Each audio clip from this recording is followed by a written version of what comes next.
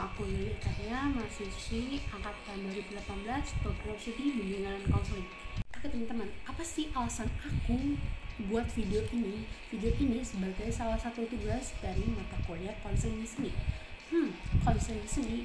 Oke, di dalam konseling seni itu banyak sekali teknik-teknik yang bisa kita gunain untuk kehidupan kita sehari-hari. Bukan hanya untuk bagi kita kaum program studi bimbingan dan konseling, tapi teman-teman juga bisa menggunakan karena gampang sekali, banyak sekali, dan mungkin relate sekali. Pengalaman teman-teman pasti ada apa aja sih? Yang pertama, musik in counseling or music therapy, dan yang kedua ada literatur and writing in counseling. Kira-kira bagaimana ya pengertian dari semua terapi yang tadi udah aku jelasin? Yuk ikutin selanjutnya. Musik terapi merupakan terapi yang dilakukan menggunakan musik dan aktivitas musik untuk memfasilitasi proses terapi dalam membantu kliennya. Sebagaimana halnya terapi yang merupakan upaya untuk dirancang membantu orang lain dalam konteks fisik maupun mental. Terapi musik mendorong klien untuk berinteraksi, improvisasi, mendengarkan, atau aktif bermain musik, menurut Johan 2006. Dua apa aja sih? Yang pertama ada pasif musik terapi. Apa sih itu pasif musik terapi? Pemberian musik terapi yang dilakukan dengan cara mengajak konseli untuk mendengarkan sebuah instrumen tertentu secara seksama. Nah, yang kedua ada aktif musik terapi. Proses pemberian musik terapi yang dilakukan dengan cara mengajak konseli untuk bermain musik sebuah instrumen, bernyanyi maupun menciptakan musik.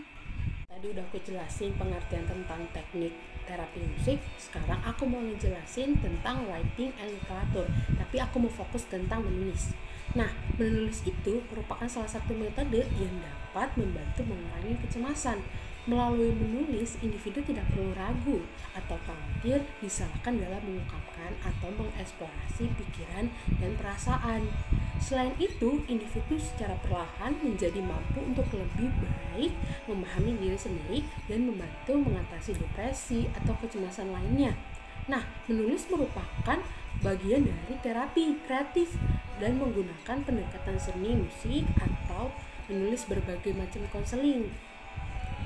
Menulis memberikan kebebasan kepada individu menggunakan kata-kata dan bahasa dalam berbagai bentuk, baik puisi, menulis cerita, karangan bebas, atau menulis lirik.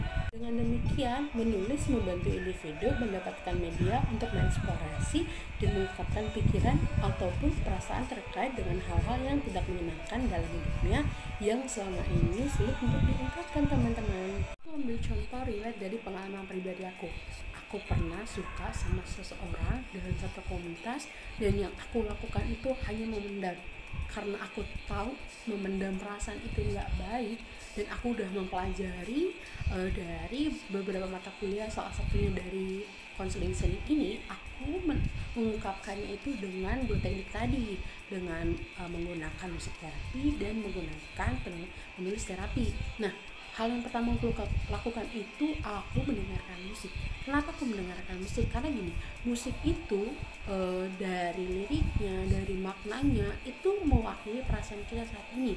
Kalau tadi perasaan aku suka sama seseorang tapi aku nggak bisa mengungkapkannya, banyak loh genre musik, banyak loh lirik musik yang mewakili perasaanku saat ini yang aku nggak bisa mengutarakannya sama orang tersebut. Contohnya kayak podcast. Sekarang banyak banget kan podcast yang cerita tentang pengalaman, cerita tentang kehidupan, banyak nih pokoknya. Nah, aku waktu itu pernah dengerin podcast tentang ketika kita nggak bisa mengungkapkan perasaan kita terhadap seseorang. Nah, aku pernah dengar dia ini ngejelasin tentang perasaan yang aku banget, perasaan yang lagi aku sekarang banget. Kayak banyak ya sekarang musik yang kalau kita nggak bisa mengungkapkannya, banyak musik yang bisa mewakili perasaan kita, banyak musik yang bisa mewakili suara hati kecil kita.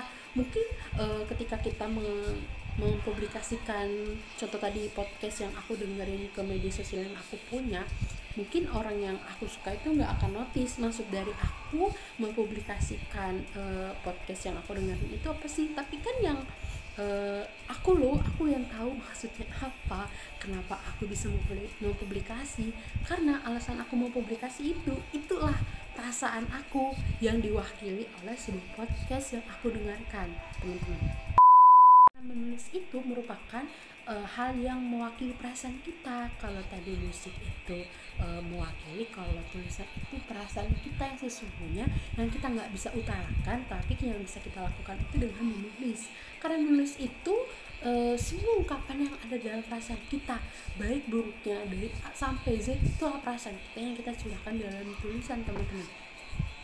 Tapi kadang kalau teman-teman misalnya teman-teman cenderung kalau punya suatu cerita lebih kepada bercerita kepada teman-teman ya gitu. Kayak gini teman-teman, ada kalanya kalau teman-teman nggak bisa menerapkan musik terapi tadi atau menulis terapi tadi, teman-teman biasanya cenderung untuk bercerita kepada seseorang yang teman-teman rasa itu kalau bercerita sama orang tersebut itu yakin banget kalau dia nggak akan menceritakan apa yang teman-teman ceritakan kepada orang lain. Nah itu bisa aja teman-teman. Tapi kadang yang kita dapatkan itu ketika bercerita sama orang yang kita percaya, kita bisa atau kita mau hanya sekedar didengarkan, atau ketika kita bercerita kita pengen nih kira-kira gue harus apa ya, kira-kira apa sih yang harus gue lakuin. Nah kalau misalnya pas kita cerita teman kita ngasih saran, masukan, terus kira-kira hal yang harus kita lakukan itu semua balik lagi di tangan kita, teman-teman. Mau teman-teman ngedengerin apa nasihat atau apa saran dari teman-teman tadi, itu semua balik lagi karena yang menentukan dan keputusan itu semua ada di tangan kita sendiri, bukan orang lain gitu. Jadi makanya kadang kalau ada yang cerita sama aku, teman aku nih cerita nih sama aku, terus kadang aku suka bilang gini, aku kasih saran, terus di akhirnya pas aku ngomong gini, ya semua balik lagi sama lo mau ngejelasin pendekatan eksistensial. Sebenarnya manusia itu apa sih? Yuk kita bahas mengenai strategnya. Yuk disimak. Dari pendekatan eksistensial ini berfokus pada diri manusia. Pendekatan ini mengutamakan suatu sikap yang menekankan pada pemahaman atas manusia. Terapi eksistensial atau teori eksistensial berpijak pada premis bahwa manusia tidak bisa lahir dari kebebasan dan bahwa kebebasan dan tanggung jawab yang berkaitan. Teori eksistensial menekankan kondisi inti manusia dan menekankan kesadaran diri sebelum bertindak. Kesadaran diri berkembang sejak bayi. Perkembangan kepribadian yang normal berlandaskan keunikan masing-masing individu itu sendiri, berfokus pada sekarang dan akan menjadi seseorang itu sendiri, yang berarti memiliki orientasi ke masa depan. Maka dari itu akan lebih meningkatkan kebebasan konseling dalam mengambil keputusan serta bertanggung jawab dalam setiap tindakan yang diambilnya. Patologi menurut pendekatan eksistensial. Yang pertama, individu tidak seutuhnya dengan keadaan yang sekarang. Yang kedua, individu tidak memilih bagaimana hidupnya pada masa sekarang. Yang ketiga, individu tidak dapat bebas dan bertanggung jawab atas arah hidupnya. Selanjutnya, individu tidak mampu menghadapi kecemasan sehubungan dengan tindakan memilih diri dan menerima kenyataan bahwa dirinya lebih dari sekadar korban kekuatan deterministik dari luar dirinya. Setelah tadi patologinya, kira-kira tujuannya apa sih? Tujuannya yaitu membantu individu agar dapat menghadapi keadaan yang sekarang. Yang kedua, membantu individu agar dapat memilih bagaimana hidupnya pada masa sekarang. Yang ketiga, membantu individu agar dapat bebas dan bertanggung jawab atas arah hidupnya. Dan selanjutnya, membantu individu agar mampu menghadapi kecemasan sehubungan dengan tindakan memilih dirinya dan menerima kenyataan bahwa dirinya lebih baik daripada sekedar kekuatan deterministik di luar pada dirinya. Lalu strateginya bagaimana ya? Strateginya, konseling diajak untuk mendefinisikan dan menanyakan tentang cara mereka memandang dan menjadikan eksistensi mereka bisa diterima. Konselor di sini mengajarkan mereka bagaimana cara untuk bercermin dan bereksistensi mereka sendiri dan melihat peranan mereka dalam penciptaan problem mereka dalam hidupnya. Sasaran teorinya adalah memungkinkan konseling untuk mencari dan mengaplikasikan nilai-nilai penelitian dan internalisasi dengan cara konkret.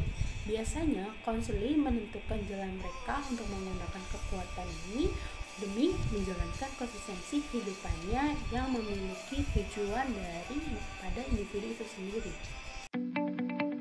Teknik yang bisa kita gunakan itu bisa dari teori Gestalt. Teori Gestalt itu tekniknya salah satunya tetap dengan perasaan.